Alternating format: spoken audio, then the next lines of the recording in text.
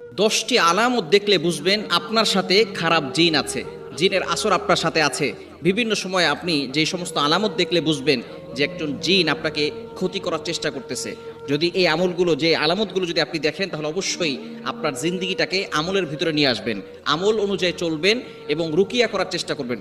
বিভিন্ন জায়গায় রুকিয়া সেন্টার আছে, সেখানে রাকির কাছ থেকে আপনি ঝাড়ফুঁক করে নেবেন, রুকিয়া করে নেবেন। অবশ্যই মনে রাখবেন জিন জাতি বলতে কিছু একটা আছে। এটা যদি আপনি বিশ্বাস না করেন তাহলে আপনার ঈমান থাকবে না। কারণ আল্লাহ পাক রব্বুল আলামিন মানুষের সাথে সাথে জিনদেরকেও কিন্তু দুনিয়াতে পাঠিয়েছেন।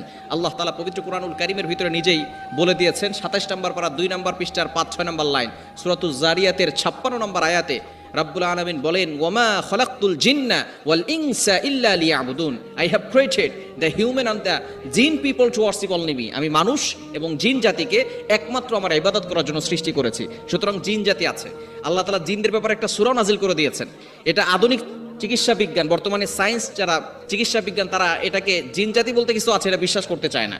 তবে যারা ঈমান এনেছে, আল্লাহর প্রতি বিশ্বাস স্থাপন করে, তাদেরকে অবশ্যই বিশ্বাস করতে হবে যে জিন জাতি বলতে কিছু একটা আছে। আল্লাহ তাআলা জিনদের ব্যাপারে একটা সূরা নাজিল করে দিয়েছেন। সূরাতুন নাস, মানুষের ব্যাপারে একটা সূরা নাজিল করেছেন, জিনদের ব্যাপারে একটা সূরা নাজিল করে দিয়েছেন। সুতরাং জিন জাতি আছে।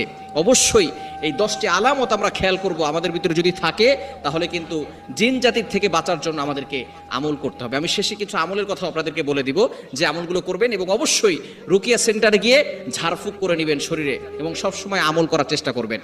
নাম্বার 1 নাম্বার হচ্ছে কোনো কারণ ছাড়াই, এগুলো হচ্ছে জাগ্রত অবস্থায় আপনি যে সিমটমগুলো দেখলে বুঝবেন যে আপনার কাছে জিন আছে কিনা। জাগ্রত অবস্থায় 5টি আলামতের কথা বলবো এবং ঘুমন্ত অবস্থায় 5টি আলামতের কথা বলবো। নাম্বার 1 নাম্বার হচ্ছে আপনি কোনো কারণ ছাড়াই দেখা যাচ্ছে সব সময় অলওয়েজ মাথা ব্যথা করতেছে, মাথা ব্যথা করে, চোখে ব্যথা নাই, বিভিন্ন জায়গায় কোনো সমস্যা নাই, আপনি চিকিৎসা করাচ্ছেন কোনো সমস্যা হচ্ছে না, বাস তারপরেও দেখা যাচ্ছে বিভিন্ন সময় আপনার মাথা ব্যথা করতেছে। যদি এরকম ফিল হয় যে সব সময় মাথা ব্যথা করে, তাহলে মনে করবেন যে হয়তো কোনো জিন আপনার উপরে অ্যাট্রাকশন দিচ্ছে অথবা আপনার উপরে অ্যাটাক করার চেষ্টা করতেছে।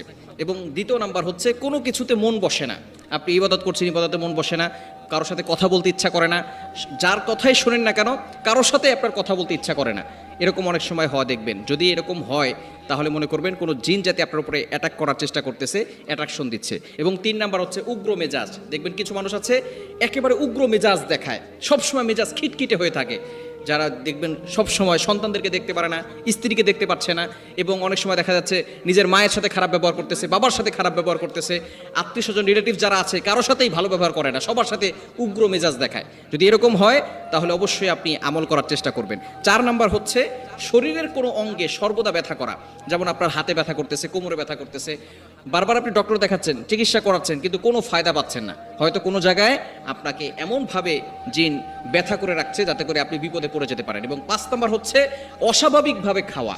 একজন মানুষ বেশি খেতেই পারে, এটা স্বাভাবিক।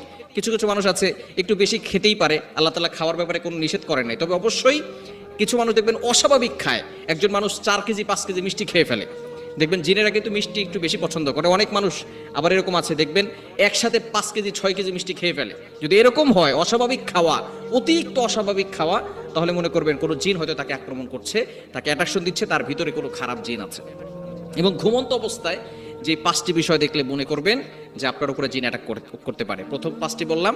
নাম্বার 6 নাম্বার হচ্ছে ঘুমের মধ্যে হঠাৎ করে চমকে ওঠা। অনেক মানুষ দেখবেন ঘুমের মধ্যে ঘুমিয়েছেন, হঠাৎ করে আপনি চমকে উঠেছেন। যদি এরকম হয় তাহলে মনে করবেন হয়তো কেউ আপনাকে আক্রমণ করার চেষ্টা করতেছে।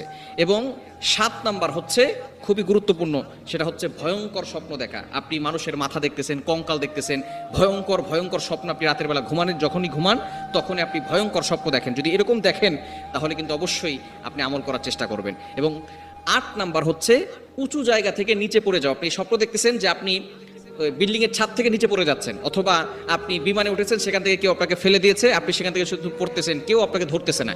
এরকম অনেক সময় যদি উপর থেকে নিচে পড়ে যাওয়া দেখেন তাহলে মনে করবেন যে কেউ জিন অথবা অন্য কেউ আপনাকে ব্ল্যাক ম্যাজিক, জাদুটোনা অথবা জিনের মাধ্যমে আপনাকে পাচার করে আপনাকে বিপদে ফেলতে চাচ্ছে।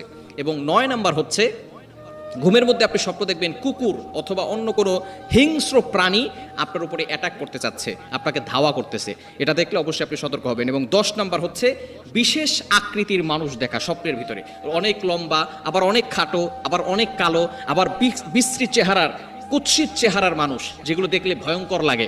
এবং এমন বড় বড় উঁচু উঁচু মানুষ দেখেন যে যার পা জমিনে আর মাথা একবার অনেক উঁচুতে, কেমন যেন আসমানে আছে বা মাথাটা।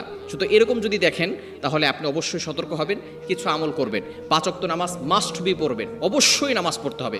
নামাজ না পড়লে কিন্তু জিন আপনার কাছ থেকে যাবে না। 5 ওয়াক্ত নামাজ মাস্ট বি পড়বেন এবং 5 ওয়াক্ত নামাজের পরে আয়াতুল কুরসি, 4 কুল, সূরা বাকারার শেষ 2টি আয়াত এগুলো পড়ে আপনি বুকে ফু দিবেন আর হাতে ফু দিয়ে পুরো শরীরকে মাসাজ করে দিবেন। রাতের বেলা অবশ্যই ঘুমানোর সময় ওযু করে ঘুমাবেন এবং আয়াতুল কুরসি, 4 কুল, সূরা বাকারার শেষ 2 আয়াত এগুলো পড়ে বুকে ফু দিবেন আর হাতে ফু দিয়ে পুরো শরীরকে মাসাজ করে দিবেন। ঘরের ভিতরে কোনো মূর্তি রাখবেন না, কোনো পুতুল রাখা যাবে না, কোনো ছবি টানিয়ে রাখা যাবে না, তাহলে কিন্তু জিন জাতিরা এই সমস্ত ঘরে বেশি থাকে। এবং ঘরের ভিতরে বেশি বেশি কোরআন তেলাওয়াত করবেন, ফজরের নামাজের পরে সূরা ইয়াসিনের তেলাওয়াত করবেন, মাগরিবের নামাজের পরে সূরা ওয়াকিয়া এবং বিশেষ করে সূরা বাকারার প্রথম 1 থেকে 30 আয়াত পর্যন্ত তেলাওয়াত করবেন। যদি করতে না পারেন রেকর্ডিং চালু করে রাখবেন। এভাবে করলে ইনশাআল্লাহ জিন বলেন, ব্ল্যাক ম্যাজিক বলেন, জাদুটোনা বলেন, কুফরি কালাম বলেন, সব কিছু থেকে আল্লাহ আপনাকে প্রোটেক্ট করবেন, হেফাজত করবেন।